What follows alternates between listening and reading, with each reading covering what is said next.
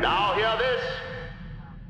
Greetings, Imperial loyalists. You are listening to your Grand-Moff talking. For today's transmission, I want to talk to you about one of the more controversial changes George Lucas made to his beloved original trilogy.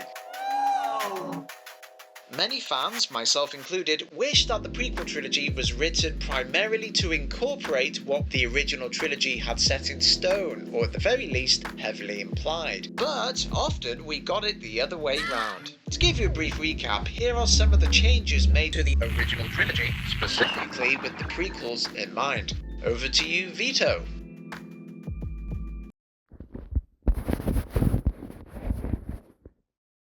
Number 1, Cad Boba. Wow, just listen to Boba's voice. What if he doesn't survive? He's worth a lot to me. So dark, so menacing. You just know he's a seasoned bounty hunter. Put Captain Solo in the cargo hold. A cold-hearted killer. Gotcha! He's a clone now. He's no good to me dead. It was Tamora Morrison all along. Like a panther. That deep, menacing voice, forget it. If you're a clone, you not only have to look the same, but you have to sound the exact same, too. Always a pleasure to meet a Jedi. May the Force be with you, bro. God forbid they both just develop different accents due to living different lives. Number 2, Jabba's sleepy palace. Remember in Jabba's palace where everyone was asleep, making it easier for Luke to manipulate his way to the throne room? Gotcha! We've got Sebulba in the house. Well, maybe not Sebulba, but one of those Sebulba aliens with the feet for the hands for the wood. It doesn't matter. The point is, this scene wasn't filled up enough. Apparently, we really needed some more of them Dougs. Jedi Kujo. Number 3, silent but deadly. Remember Anakin's redemption where he quietly makes up his mind about his life, his morals, his allegiance, how, without warning, he turns on Palpatine and saves his son? Gotcha! Now we have Anakin thinking out loud about turning on Grandpa Sidious.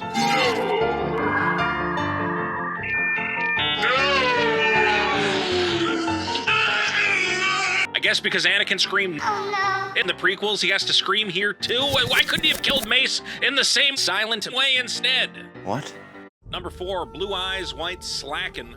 Oh cool, we finally get to see Luke's father behind the mask. Wow, he has the same eye color as Leia. That makes sense. After all, he's her father too. Gotcha! The eyes are blue now? He's Luke's daddy, not Leia's. Jake Lloyd had blue eyes. We gotta keep it blue. Hell, Hayden loses his eyebrows. I guess we gotta shave good old Sebastian's eyebrows too. Come on! Number 5, the previously on planets. Great, they're showing us the specific planets Luke, Han, and Leia visited during their quest. A nice recap of their adventures this trilogy. Gotcha! Now we gotta show the prequel's greatest hits. You got Coruscant, a city planet I'm pretty sure we've never seen Luke, Han, or Leia ever visit. Oh look, Palpatine preserved the Jedi Temple for some reason. I guess it's a tourist hotspot now. Oh look, it's Naboo, thank God. I remember thinking, what happened to the Gungans? Where are the Gungans? I'm so glad we have Gungans in our 1983 movie. Arigato, Vito-chan. Guys, subscribe to Vito. Now, a lot of people have protested these special edition changes, some of them justifiable. Oh, no. However, there is one original trilogy change I'm here to defend, and it's arguably the most controversial, swapping Sebastian Shaw's Force Spirit with Hayden Christensen's. Now, the reason I want to address this creative decision is because I find the most common criticisms against this change are actually quite flawed, and I want to address these popular points. Okay, so I'm going to tackle these one at a time, but please hear me out before jumping to your keyboards. Common complaint number 1. Hayden Christensen wasn't involved with the original trilogy, so it's weird to insert him in Return of the Jedi. And to this I say, that's actually a valid point. What? Those criticising Hayden's inclusion simply because he wasn't around during Revenge of the Jedi's filming have valid points. Yes, I said revenge, not return. Well, it's just a joke. Like I said previously, I'm in the camp that wishes the original trilogy was left alone, unaltered, untouched, rather than prequelized. So if you're against this change because you don't want any changes, then fair enough. That's a different discussion For another time. However, to those who don't mind changes, such as extended sequences, enhanced effects, or tweaks of any kind, to those still specifically arguing that having Hayden makes zero sense, How dare you stand where he stood? I'm sorry, your arguments are, in my opinion, flawed. By the way, before I break these complaints down, I'd like to emphasize that if they left Sebastian Shaw as Anakin's ghost, I'd have no issue with this whatsoever. The original clip makes perfect sense. The purpose of this video is simply to dismantle the more popular, regurgitated arguments against Hayden's appearance that happen to have holes in them. Let me get on with this.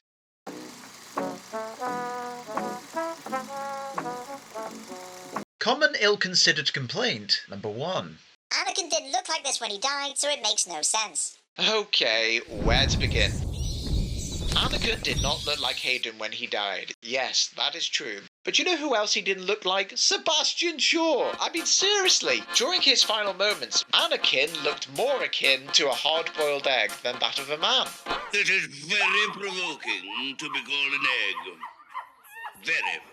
He was pale, scarred, hairless, one-armed, and dressed in more spandex than Wolverine's grandmother. Hello, dear. So this is already a pretty weak complaint. A popular certain point of view, part 2. Hayden's Anakin never wore white robes. Yeah, well, in life, neither did Sebastian Shaw's Anakin. He died dressed like Kanye. Keeping this complaint at face value, if we swapped back to Sebastian Shawwalker, but changed his duds to what he donned during most of his life, would we now be satisfied with Anakin's more accurate attire? Nope. So let's stop scrutinising Hayden's wardrobe. Hypocrisy manifest. Frequent faulty thinking the third. Anakin should not come back younger if he died older. Look, I get it. Yes, Anakin wasn't in his 20s when he died. But he wasn't 60 either. Vader does not represent a healthy-looking being who looks in sync with his lifespan.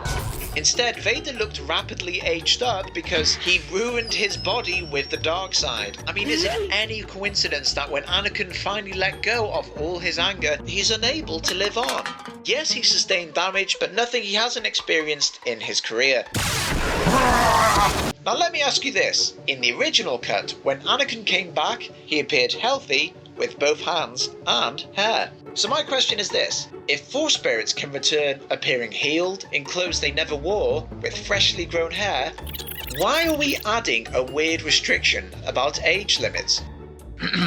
Why does Anakin have to represent the exact age his body perished? Don't forget, Obi-Wan described Anakin's death at the hands of a young Jedi named Darth Vader.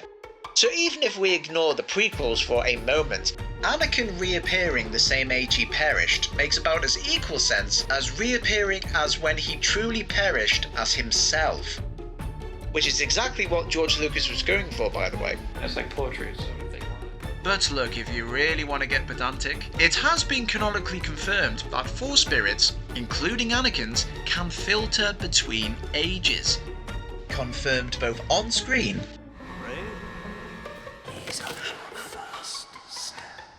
and off. Luke looked up.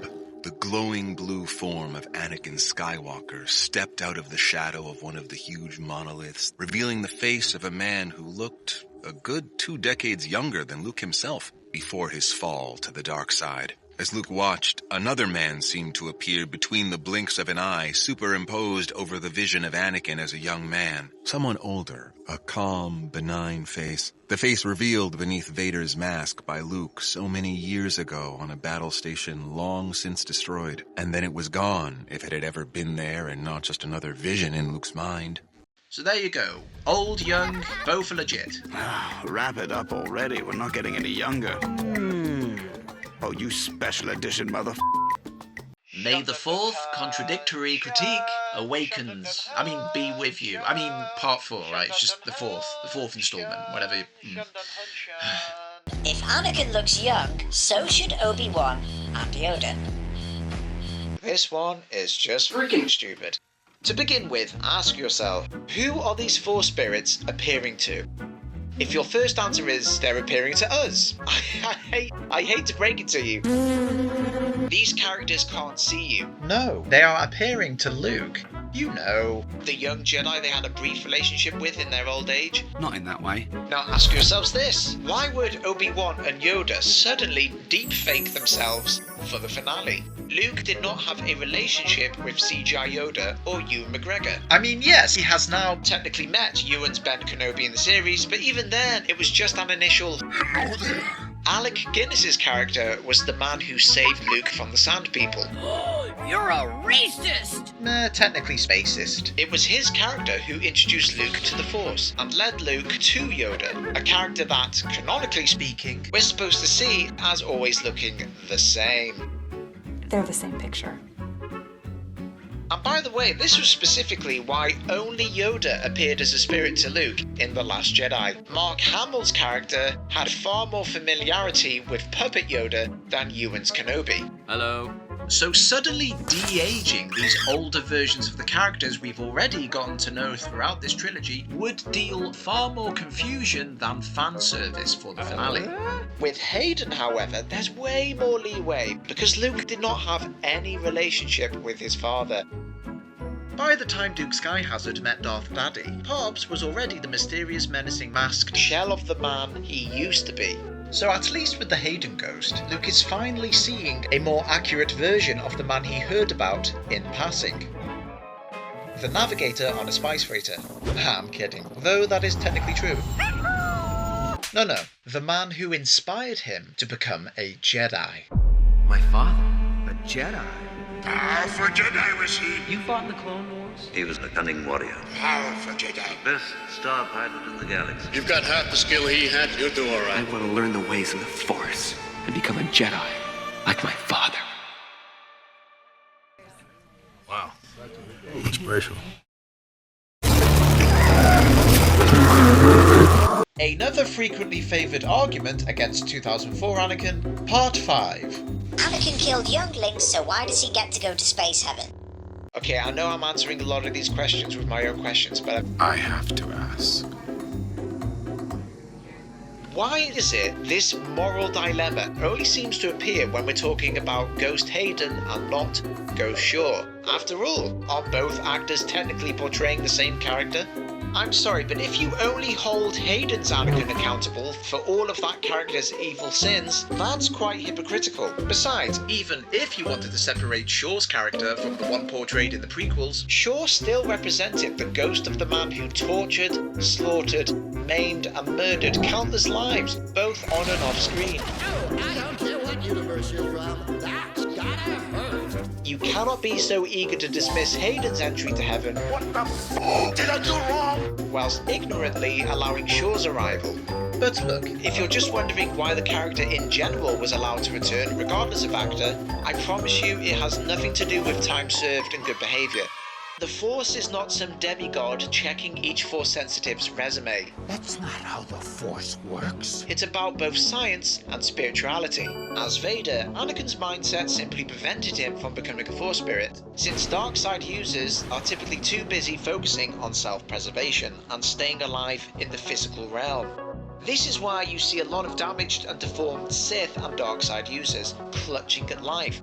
They're too consumed by their live in the now mentality to even consider that there might be something after death, at least canonically speaking.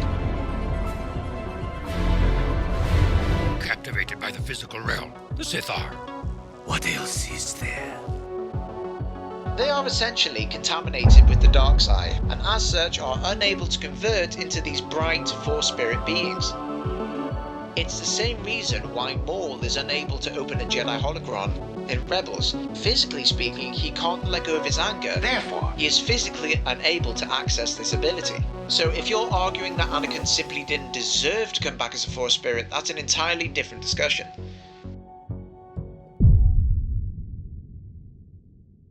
I think that about covers it. Look, like I've said so many times, I am not here declaring this change as an absolute good. There are tons of negative aspects I can acknowledge with this amendment. The point is, whilst I've enjoyed poking holes in the more common illogical complaints, because who doesn't enjoy that Discord incel mentality, I also hope I've provided some of you a new perspective regarding young Force Ghost Anakin, or at the very least, offered closure.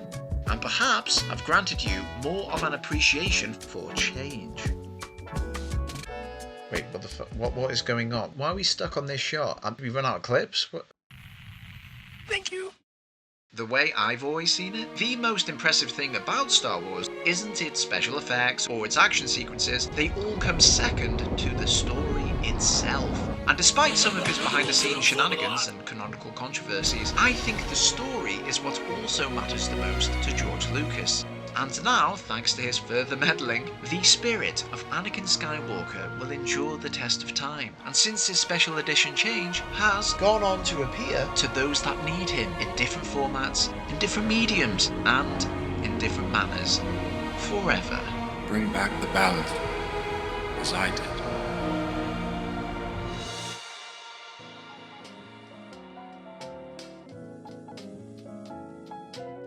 If you're still with us, thank you so much for your time. Be sure to check out my other Star Wars channels, which have different types of Star Wars content. Did you enjoy this video? Was it funny? Was it lame? Do you fundamentally disagree with all my points? Do you want me to quit YouTube? And living? Whatever your answer, leave your thoughts and comments below.